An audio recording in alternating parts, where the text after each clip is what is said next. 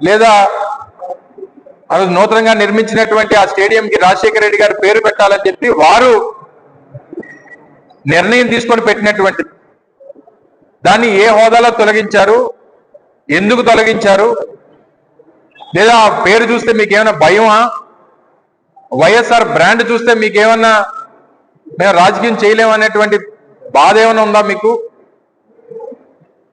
So అందుకనే ఈరోజు YSR Congress party దీన్నే తీవ్రంగా పరిగణిస్తూ వీరు చేస్తున్నటువంటి చర్యల్ని తీవ్రంగా ఖండిస్తూ రేపు ఉదయం 10 గంటలకి స్టేడియం దగ్గర ఒక నిరసన కార్యక్రమాన్ని కూడా నిర్వహించాలని చెప్పి పార్టీ నిర్ణయం తీసుకుంది.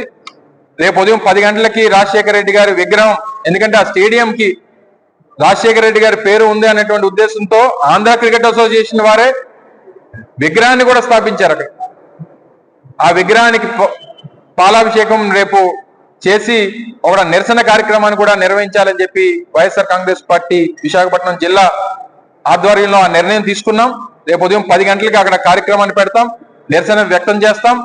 తప్పకుండా ఏదైతే అది కమిటీ నిర్ణయం తీసుకుందా, ఆంధ్ర క్రికెట్ అసోసియేషన్ నిర్ణయం తీసుకుందా, లేదా ప్రభుత్వం తాలూకా ప్రోద్బలంతో ఆ నిర్ణయం తీసుకున్నారా, లేదా వైఎస్ఆర్ గారి పేరు చూస్తేనే గుండెల్లో లేదా వెన్నులో వణుకు పడుతా ఉందా, ఏంటి అనేటువంటి దానికి ప్రభుత్వం సమాధానం చెప్తుందా, లేదా ఆంధ్ర క్రికెట్ అసోసియేషన్ సమాధానం చెప్తుందా అనేటువంటిది చూస్తాం.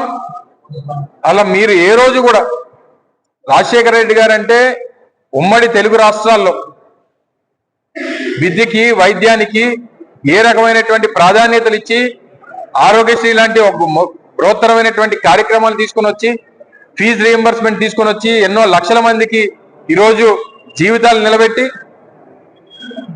ఇన్ని కార్యక్రమాలు చేసినటువంటి రాజశేఖర రెడ్డి గారి పేరుని ఆ రోజు అనేక సంస్థలు, అనేక అసోసియేషన్ ఆ రోజు నిర్ణయాలు తీసుకొని పెట్టినటువంటి పరిస్థితులు ఉన్నాయి.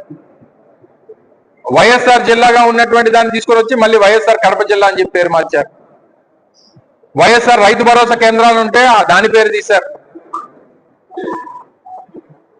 ఆరోగ్యశ్రీ అనేటువంటిది వైఎస్ రాజశేఖర రెడ్డి గారి పేటెంట్, అది